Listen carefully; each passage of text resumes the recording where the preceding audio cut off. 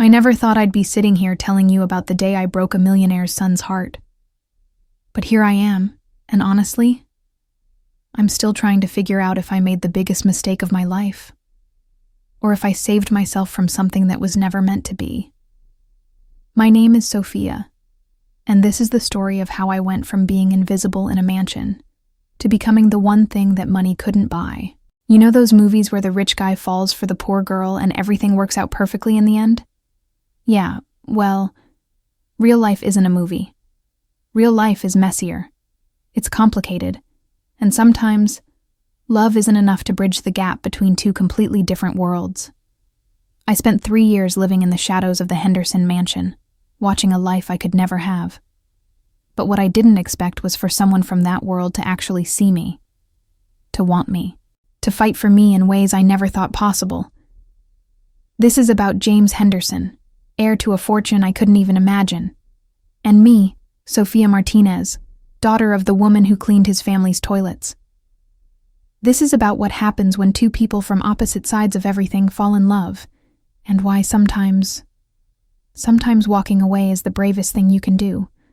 But I'm getting ahead of myself. Let me start from the beginning, because trust me, you're going to want to hear every single detail of how this all fell apart. It was my 17th birthday when my mom told me we were moving. Not moving houses, moving into someone else's house. The Henderson estate, to be exact. "Sofia, this is our chance," she said, folding my clothes into a suitcase. "Mrs. Henderson needs a live-in housekeeper, and they're offering us the staff quarters. You'll have your own room, and they're even going to help with your college applications." I remember staring at her like she'd lost her mind. "Mom, you want us to live where you work?" She stopped packing and looked at me with those tired eyes that had seen too much. "Mija, this family has money, real money, the kind of connections that could change our lives. Just try to make a good impression, okay?" I had no idea what I was walking into. The Henderson estate wasn't just a house. It was like something out of a magazine. Gates that opened automatically, a circular driveway that could fit 10 cars, and a front door that was probably worth more than everything we owned combined. When we pulled up in our beat-up Honda, I felt like we were crashing a party we weren't invited to. Mrs. Henderson met us at the service entrance. Not the front door, the service entrance. That should have been my first clue about how this was going to go. "You must be Sofia," she said with a smile that didn't quite reach her eyes. "I'm Mrs. Henderson. Your mother has told me so much about you." She was beautiful in that polished, expensive way that rich women have. Perfect hair, perfect makeup, perfect everything. Standing next to her, I felt like a discount store knockoff. "Now, there are some rules we need to go over," she continued, leading us through corridors that seemed to go on forever. "The family values their privacy. Sofia, you're welcome to use the pool and the library, but please be mindful of when the family is entertaining. And of course, your studies come first." The staff quarters were actually pretty nice, definitely better than our old apartment. My room had its own bathroom and a view of the gardens. But there was something about being there that felt wrong, like I was playing dress-up in someone else's life. That first week, I barely saw any of the Henderson family except Mrs. Henderson. I caught glimpses of Mr. Henderson, this tall, intimidating man who always seemed to be on important phone calls. And I heard about James, their son, but he was away at some prep school. I started my senior year at the local public school, and let me tell you, going from the Henderson mansion to Lincoln High was like whiplash. My classmates complained about not having the latest iPhone while I was living in a house with an actual ballroom. But you know what? I was grateful. My mom was happy, I had a stable place to live, and Mrs. Henderson kept her promise about helping with college applications. I thought maybe this could work. Then James came home for Christmas break. I'll never forget the first time I saw him. I was in the kitchen helping my mom prepare for some fancy dinner party the Hendersons were hosting. And I heard this voice, deep, confident, laughing about something. I looked up, and there he was. James Henderson was... God, how do I even describe him? He wasn't just handsome, though he definitely was that. Tall, dark hair that always looked perfectly messy. These incredible blue eyes that seemed to notice everything. But it was more than that. He had this presence, you know? Like he owned every room he walked into, but not in an arrogant way. More like the world just naturally revolved around him. He was talking to his mom about some skiing trip in Colorado, gesturing with his hands, completely animated. And then, I swear this is true, he looked directly at me. Our eyes met for maybe 3 seconds, but it felt like everything stopped. I quickly looked back down at the vegetables I was chopping, my face burning with embarrassment. "Mom, who's that?" I heard him ask. "That's Sofia, Maria's daughter. I told you they'd be staying with us." "Right," he said. And then, to my complete shock, he walked over to where I was standing. "Hey," he said, like we were old friends. "I'm James." I looked up at him, probably looking like a deer in headlights. "Sofia." "Cool, welcome to the madhouse." He grinned, and I swear my knees went weak. My mom was watching this interaction with barely concealed panic. She knew as well as I did that the help's daughter doesn't chat with the son of the house like they're equals, but James didn't seem to care about any of that. "Are you going to Lincoln High?" "Yeah," I managed to say. "That's cool. I went to preparatory school, but I have some friends who went there. Maybe I know some of the same people." Before I could respond, Mrs. Henderson appeared like she had some kind of radar for inappropriate conversations. "James, darling, your father wants to speak with you about the Goldman dinner next week." "Sure, Mom." He looked back at me. "See you around, Sofia." And just like that, he was gone, leaving me standing there wondering if I'd imagined the whole thing. The next few days were torture. I found myself listening for his voice, hoping to catch another glimpse of him. But James seemed to exist in a completely different part of the house, in a completely different world. Until the night I couldn't sleep. It was around 2 a.m, and I decided to go to the kitchen for some water. The mansion was eerily quiet, all these dark hallways and shadows everywhere. I was tiptoeing through the main corridor when I heard music coming from somewhere upstairs. I know I should have just gone back to my room, but curiosity got the better of me, and I followed the sound. It was coming from what I later learned was James's room. The door was slightly open, and I could see him sitting at a piano, playing this beautiful, melancholy piece. He was completely absorbed in the music, his eyes closed, his whole body moving with the melody. I stood there for, I don't know how long, just watching him. There was something so raw, so vulnerable about seeing him like that. This wasn't the confident, charming guy from the kitchen. This was someone else entirely. Then he opened his eyes and saw me standing in the doorway. "Oh my God, I'm so sorry," I whispered, backing away. "I heard the music and It's okay," he said, standing up from the piano bench. "I couldn't sleep either." We looked at each other across his room, and I felt that same electric moment from the kitchen. "Do you play?" he asked. "No. I wish I could. That was beautiful." He smiled, and it was different from his usual confident grin. Softer, more real. My mom made me take lessons when I was a kid. I hated it then. But now, I don't know. It helps me think. "What do you think about?" The question was out before I could stop myself. He was quiet for a long moment, just looking at me. Lots of things, like why I'm home from school, but I still feel like a stranger in my own house. Like why I have everything I could possibly want, but I'm still... I don't know. Empty? I didn't know what to say to that. Here was this guy who literally had everything, telling me he felt empty. Part of me wanted to roll my eyes. Poor little rich boy, right? But something in his voice, something in his eyes, told me he was being completely honest. "Maybe you should try talking to people who don't usually get talked to," I said finally. He raised an eyebrow. Like the maid's daughter? I was thinking more like the pizza delivery guy, but sure. He laughed, really laughed, and the sound made something flutter in my chest. You're funny, Sofia Martinez. You don't even know my last name. I asked around. That should have been creepy, but instead it made my heart race. I should go, I said, even though going back to my room was the last thing I wanted to do. Yeah, probably. But he didn't move, and neither did I. Sofia, he said, as I finally turned to leave. Yeah? Thanks for listening to the music. After that night, everything changed. James started showing up in the kitchen during breakfast, claiming he preferred coffee there instead of in the formal dining room. He'd sit at the counter, talking to my mom about her life in Mexico, asking me about school, just being normal.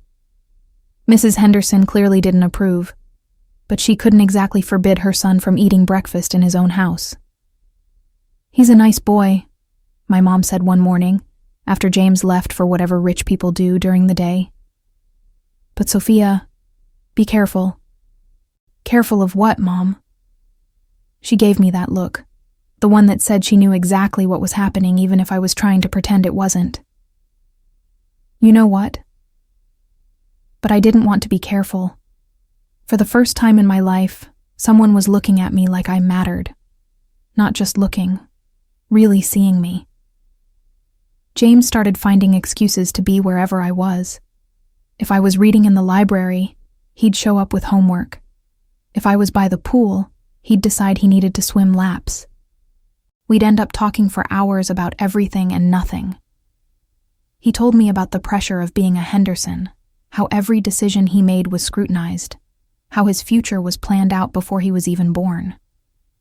I told him about moving around a lot as a kid, about my dreams of studying journalism, about feeling like I was always on the outside looking in. You're not on the outside here, he said one afternoon.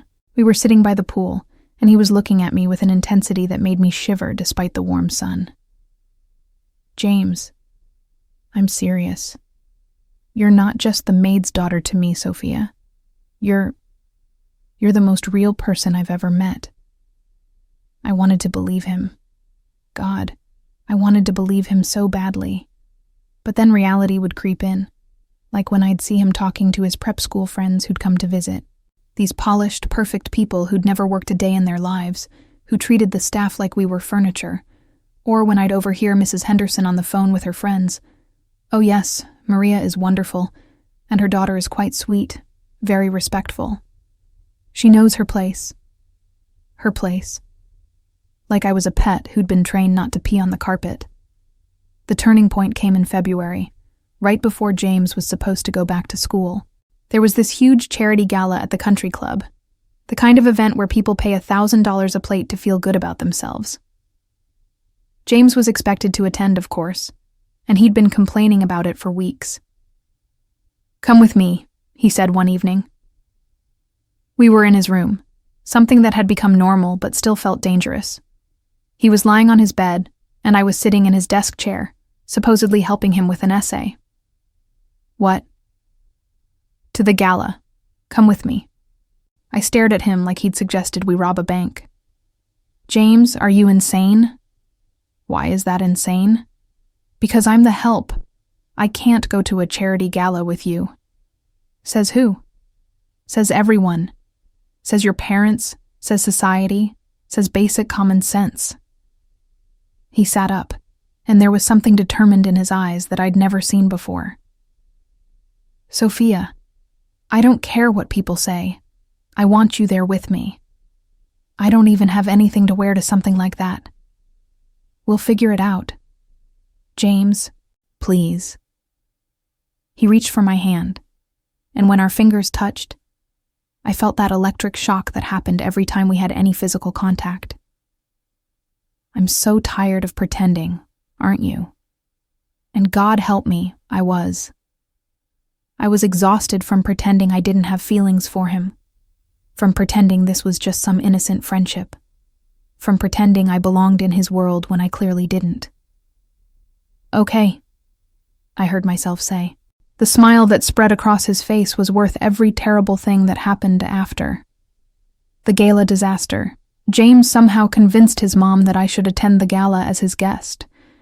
I still don't know exactly what he told her, but she agreed with the kind of tight-lipped smile that should have been a warning sign.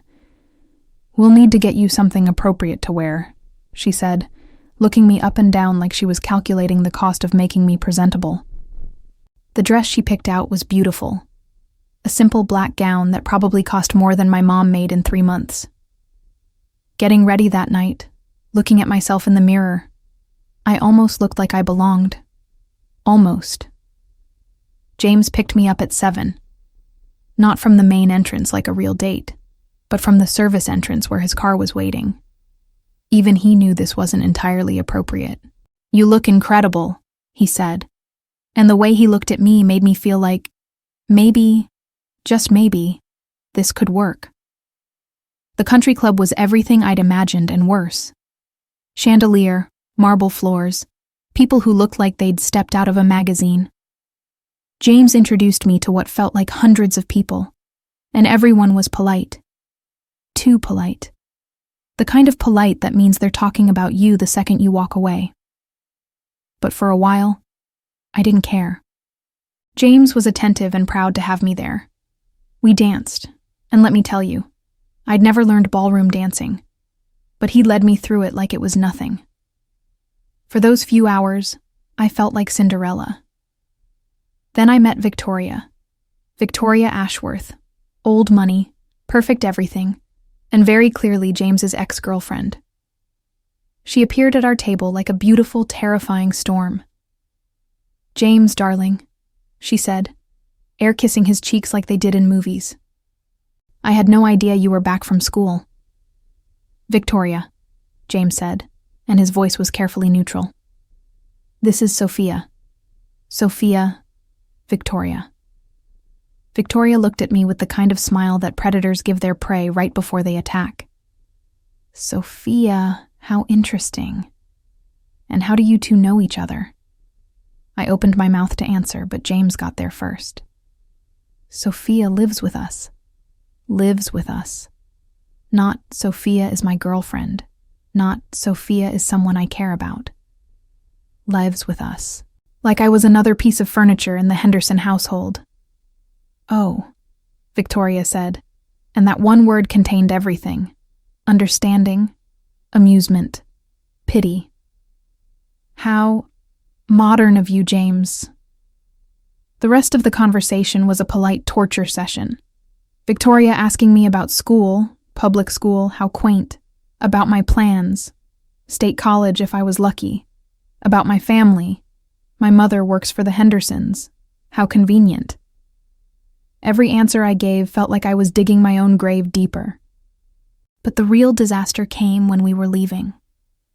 As we were walking to James's car, I heard Victoria talking to her friends by the valet stand. Her voice carried in that way that voices do when people want to be overheard.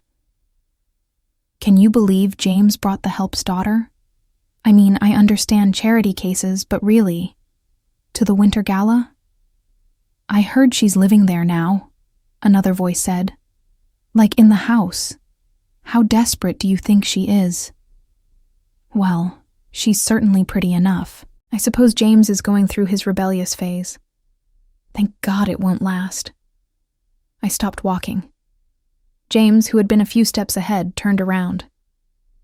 "Sofia? What's wrong?" I couldn't speak. I couldn't breathe. All I could think about was that word. Desperate. How desperate do you think she is? "Did you hear what they said?" I finally managed to whisper.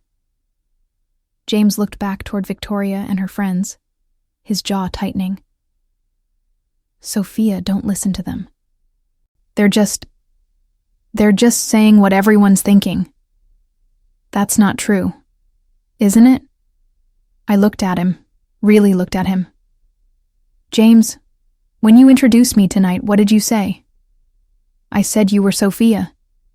And when Victoria asked how we knew each other, He was quiet. You said I lived with you. Not that we were dating. Not that I was your girlfriend. That I lived with you. Like I was what, exactly? Sophia, you're being... What am I being, James? Sensitive, difficult, desperate?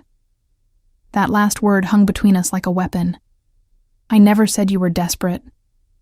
But you didn't say I wasn't just living with you either. We drove home in complete silence. When we got to the mansion, instead of walking me to the door like a gentleman, James just sat in the driver's seat, staring straight ahead. I'm sorry, he said finally. For what? For, I don't know. For not knowing what to say. For caring what people think. For being a coward. At least he was honest. James, I said, and my voice sounded steadier than I felt. What are we doing? What do you mean? I mean, what is this? What are we to each other? He turned to look at me, and for the first time since I'd known him, James Henderson looked completely lost. I don't know, he said. I just know that I care about you. More than I've ever cared about anyone, but you don't know what we are. No. I nodded, feeling something break inside my chest. Then I think we should figure that out before we do anything else. The confrontation. The next morning, I woke up to my mom shaking me awake. Sophia, we need to talk. I knew from her tone that this wasn't going to be a pleasant conversation. We sat in our small living area in the staff quarters, and my mom looked at me with this mixture of disappointment and fear that made my stomach turn. Mrs. Henderson came to see me this morning. Oh God. She wanted to discuss your friendship with James. Mom, I can explain. Explain what, Sophia? Explain how you went to a public event with her son. Explain how you've been spending time alone with him in his room. Explain how you've forgotten who you are and where you come from. Each word hit me like a physical blow. I haven't forgotten anything. Haven't you? Mija, look around. This isn't our world. This isn't our life. We're here because Mrs. Henderson was kind enough to give us a chance. And you're throwing it away for what? Some fantasy that you can be with a boy like James? It's not a fantasy, Mom. He cares about me. And then what? You marry him and become what? The society wife who used to be the maid's daughter? You think his family will accept that? You think his friends will?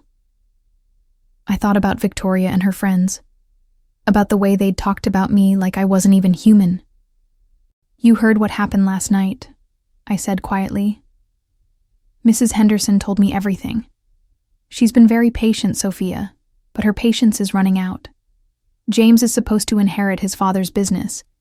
He can't do that married to someone like us. Someone like us? You know what I mean. I did know what she meant. Poor, brown, uneducated, not good enough. So what are you saying? My mom took my hands in hers, and I could see tears in her eyes. I'm saying we need to be smart about this. James is going back to school in a few days. Let him go.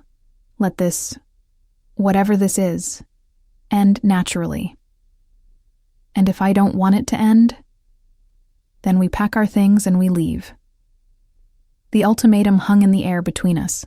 My mom's job, our home, my college prospects. All of it dependent on me staying away from James Henderson. The choice. I avoided James for the next 2 days. It wasn't hard. He was busy with family obligations, and I made sure to be somewhere else whenever he was around. But on his last night before going back to school, he found me. I was in the garden, sitting on this bench by the rose bushes, just trying to think. The moon was full, and everything looked silver and magical, like something out of a fairy tale. There you are, James said, and his voice made me jump. I've been looking for you everywhere. He sat down next to me, close enough that I could smell his cologne, feel the warmth from his body, I leave tomorrow, he said. I know. Oh, Sophia, about the other night. James, don't. No. Let me say this. I was wrong. I should have introduced you as my girlfriend because that's what you are. That's what I want you to be. My heart broke a little more. Your girlfriend. Yes. And what does that mean exactly? I keep living here while you're at school. We sneak around when you come home for holidays. I smile and wave when you bring home a girl your parents actually approve of. It doesn't have to be like that, doesn't it? James was quiet for a long moment. Then he said, "Come with me." What? Come with me. To school. We'll figure it out together. James, I can't just drop out of high school and follow you across the country. Why not? Because that's not how the real world works. Because I have responsibilities and a future to think about and a mom who depends on this job. I have money, Sophia. More money than we could spend in a lifetime. I can take care of all of that. And there it was. The thing that made this impossible. You want to take care of me. I want to be with you. By taking care of me. By solving my problems with your money. What's wrong with that? I looked at him, really looked at him, and saw a sweet, naive boy who thought love could conquer everything because he'd never had to conquer anything himself. James, what do you want to do with your life? What do you mean? I mean, what do you want to do? What are your dreams? He was quiet for so long I thought he wasn't going to answer. I want to take over my father's business, he said finally. I want to make it even more successful. I want to use that success to help people, maybe start some charitable foundations. And where do I fit into that? Wherever you want to fit. But not as an equal partner, not as someone who has her own dreams and goals and ambitions, as someone you take care of. Sophia, you're twisting this around. Am I? James, you're talking about taking care of my mom's job, my education, my future. You're talking about solving all my problems with your family's money. But what are you asking from me in return? I'm not asking for anything. Yes, you are. You're asking me to give up everything I am to become whatever fits into your world. The silence stretched between us, filled with all the things we couldn't say. I love you, James said suddenly, and the words hit me like a physical blow. I know, I whispered. I love you too. Then why does this feel like goodbye? Because it was goodbye. We both knew it, even if we couldn't say it out loud. James left for school the next morning. I watched from my bedroom window as his driver loaded his luggage into the car as Mrs.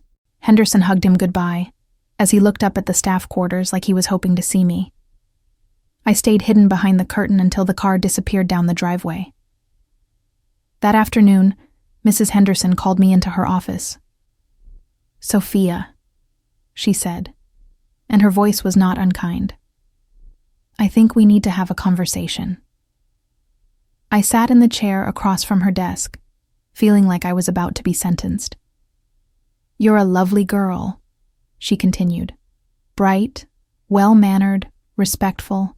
Under different circumstances, I think you and James could have been good friends. Friends, right.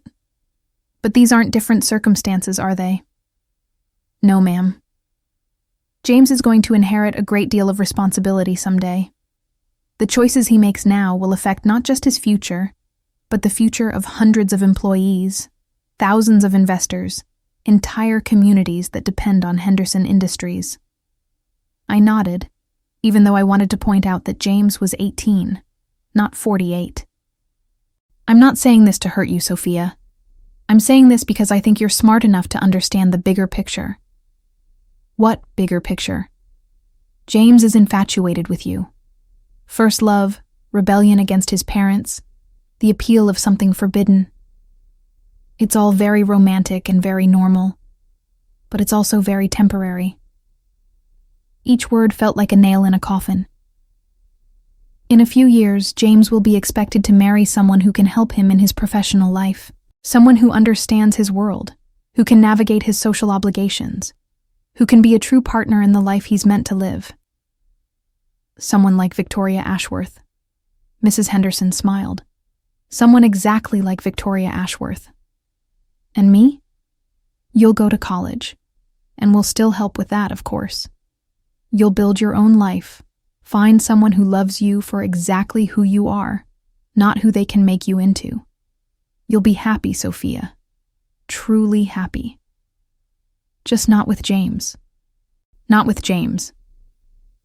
I sat there for a moment, processing everything she'd said. The terrible thing was, she wasn't wrong. Everything she'd said made perfect, logical sense. What if I don't want to let him go?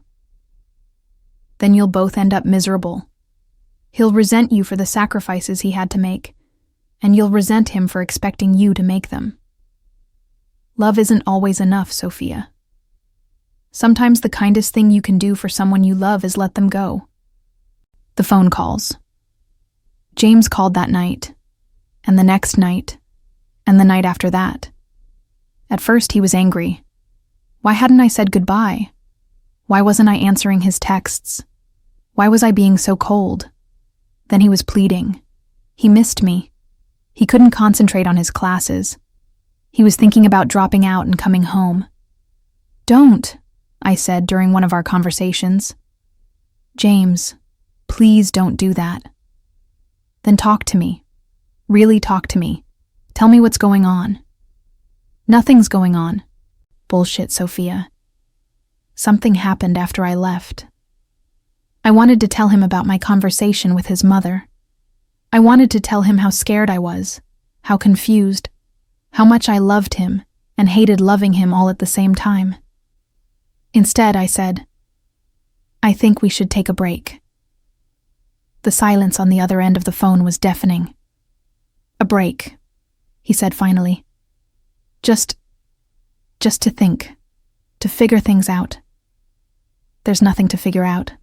I love you. Love isn't enough, James. Since when? Since always. Since reality. He was quiet for so long I thought he'd hung up. Fine, he said finally, if that's what you want. It is. It wasn't. But I said it anyway. The weeks that followed were the longest of my life. I threw myself into school, into college applications, into anything that would keep me from thinking about James. My mom watched me with worried eyes but didn't say anything. She knew I was heartbroken, and she knew I was doing the right thing, and she knew those two facts didn't make any of this easier. James stopped calling after 2 weeks. I told myself I was relieved, but every time my phone rang and it wasn't him, I felt like I was dying a little bit more. Then, in March, I got a letter. Not an email or a text, an actual handwritten letter delivered to the staff quarters by the regular mail carrier. Sophia. I know you don't want to talk to me, but I needed to write this down. I needed you to know that I understand now. My mom told me about your conversation. She thought I should know what she said to you, how she explained things. She was right, and I hate that she was right. I do love you. I love you more than I thought it was possible to love another person. But I'm starting to understand that love isn't just about wanting to be with someone. It's about wanting what's best for them, even if that means letting them go. You deserve someone who can love you without asking you to change everything about your life. You deserve someone who sees your dreams as just as important as their own. You deserve someone who can be your equal partner, not your benefactor. I'm not that person. I wanted to be, but I'm not. I'm a trust fund kid who's never had to fight for anything in his life, and you're this incredible woman who's fought for everything. You don't need me to take care of you. You need someone who will fight alongside you. I'm going to stop calling. I'm going to let you live your life without this complication. But I want you to know that loving you, even for this short time, made me a better person. You made me see the world differently, see myself differently. I hope someday you'll remember us and smile instead of feeling sad. I hope you get everything you want out of life. I hope you're happy. All my love. James. I read that letter probably 50 times. I cried over it. I got angry at it. I folded it up and put it away and then took it out again an hour later. But I didn't call him. I didn't write back. Because he was right. And just like with his mother, the fact that he was right didn't make it hurt any less. Moving forward. I graduated from high school in May. James came home for a visit in June, but I made sure to be visiting my aunt in San Antonio while he was there. In August, I started at the University of Texas on a partial scholarship, one that the Henderson Foundation had helped arrange, though they made sure I knew it was merit-based, not charity. My mom stayed on with the Hendersons. Mrs. Henderson was true to her word. She never treated me or my mom any differently after everything that happened. If anything, she seemed to respect me more. "You made the right choice," she told me the day before I left for college. It was a difficult choice, but it was the right one. I wanted to ask her how she could be so sure, how she knew I wouldn't regret it for the rest of my life. But I didn't. College was good for me. I studied journalism like I'd always planned, made friends who didn't know anything about the Henderson mansion or my complicated history with rich boys. I dated a little, nothing serious, but enough to remember that there were other people in the world besides James Henderson. I thought I was doing well. I thought I was moving on. Then, in my sophomore year, I saw him again. The reunion. It was completely random. I was at a coffee shop near campus, cramming for finals, when I heard a familiar laugh. I looked up, and there he was, James Henderson, looking exactly the same, but somehow completely different. He was with a group of guys who were obviously college students, all of them talking loudly about some basketball game. For a moment, I thought about leaving, just packing up my stuff and slipping out before he saw me. But then he turned around, and our eyes met across the crowded cafe. The smile that spread across his face was like seeing the sun come out after months of rain. He said something to his friends and walked over to my table. "Sofia?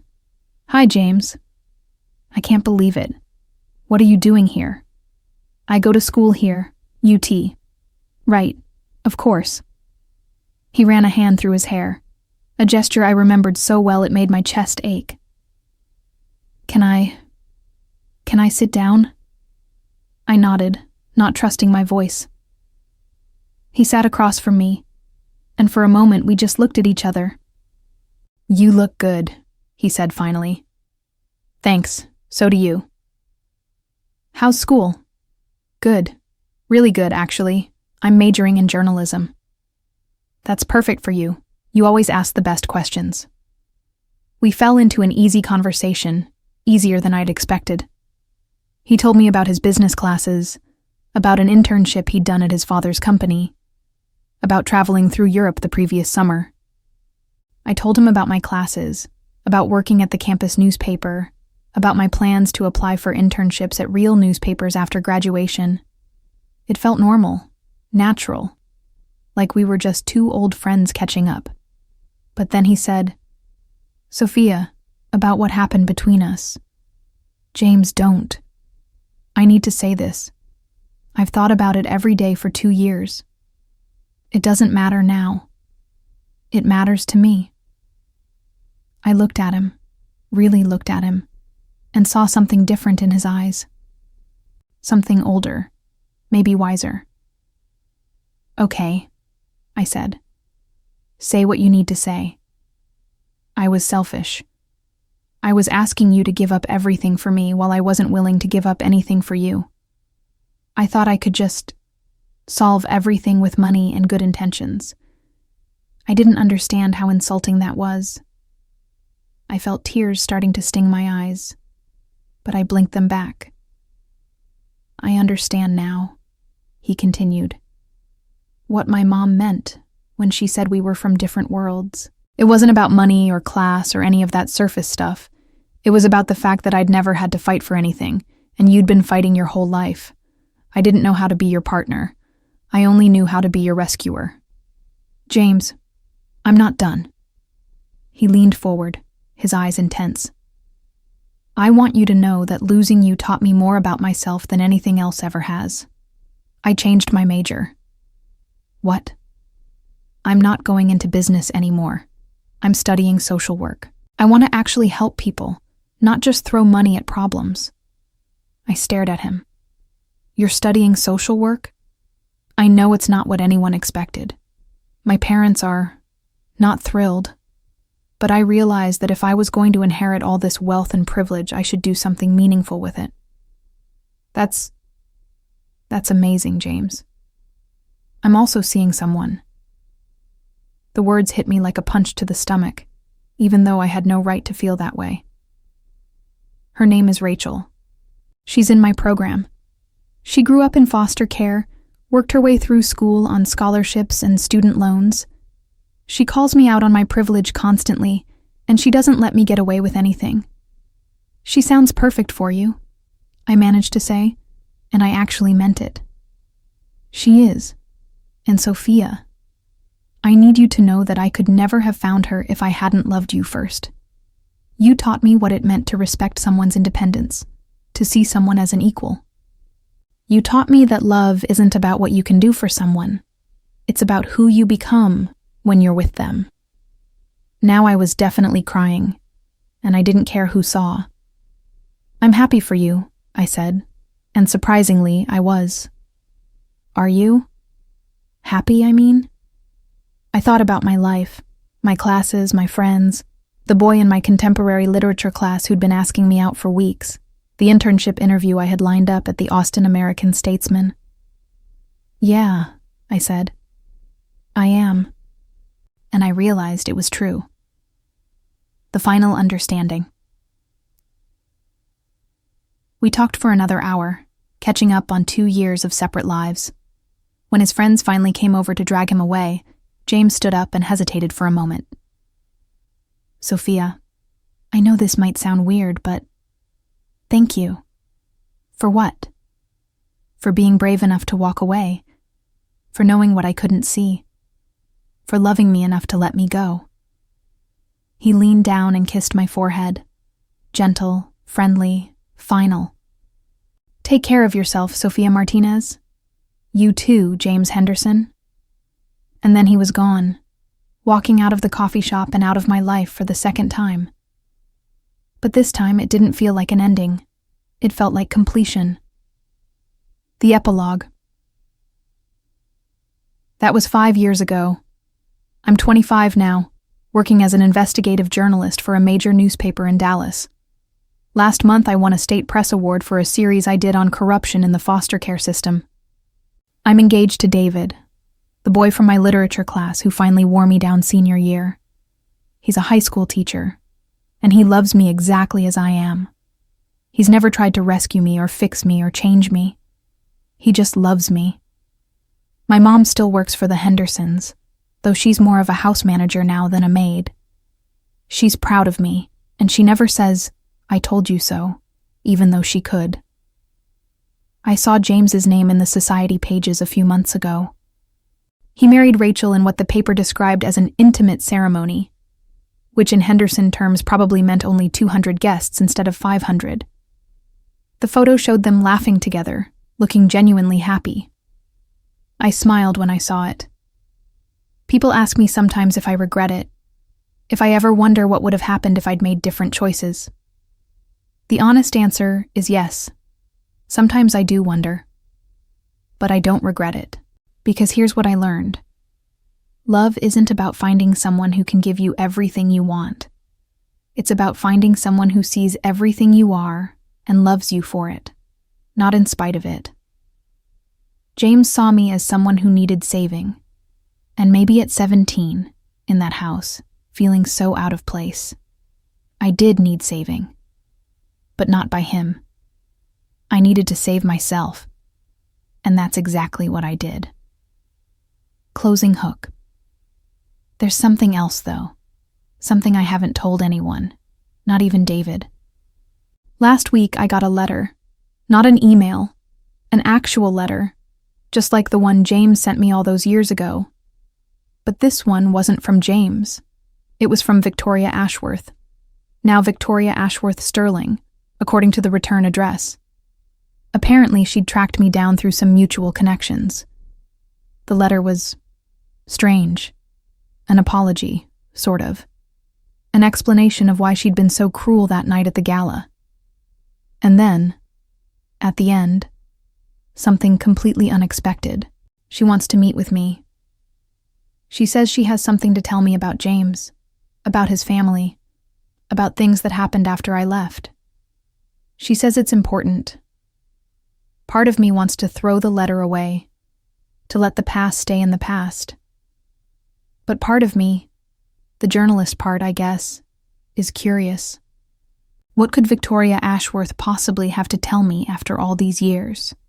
And why, when I'm finally, truly happy, does the past have a way of reaching out to pull you back? I haven't decided yet if I'm going to meet with her. But I keep thinking about that letter, about the urgency in her words, about the way she signed it. With respect and regret, Victoria. Respect. From the girl who once called me desperate. Maybe some stories don't have neat, tidy endings after all. Maybe some stories are just beginning. You know, when I started telling you this story, I thought it was about a rich boy and a poor girl who couldn't make it work. But sitting here now, thinking about everything that happened, I realize it was never really about that at all. It was about learning to love yourself enough to walk away from something that isn't right for you, even when it feels like everything you want. It was about understanding that sometimes the kindest thing you can do for someone you love is refuse to let them diminish themselves for you. It was about growing up. James and I, we were just kids playing at being adults, thinking we knew what love was supposed to look like. We thought love meant being willing to sacrifice everything for each other. But real love, the kind that lasts, the kind that builds you up instead of asking you to make yourself smaller, that's about finding someone who fits with your life as it is, not someone who requires you to rebuild your entire world. I don't know what Victoria wants to tell me. Maybe it's something earth-shattering. Maybe it's nothing at all. But for the first time since I walked away from James Henderson, I'm not afraid of the past anymore. Because I know who I am now. I know what I want. I know what I deserve. And that knowledge, that self-respect, that confidence, that ability to choose myself when I need to, that's worth more than all the money in the Henderson fortune. Some love stories don't end with the couple riding off into the sunset.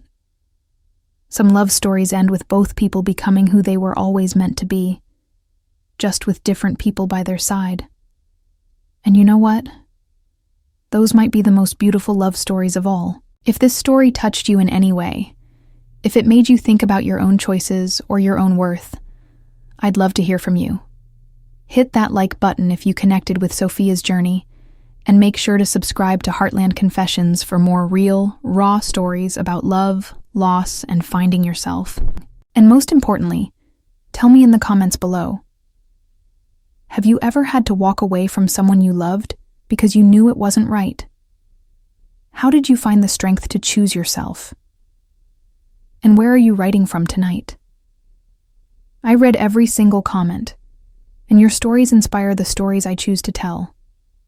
Until next time, remember, you are worth fighting for, even if, especially if, you have to fight for yourself.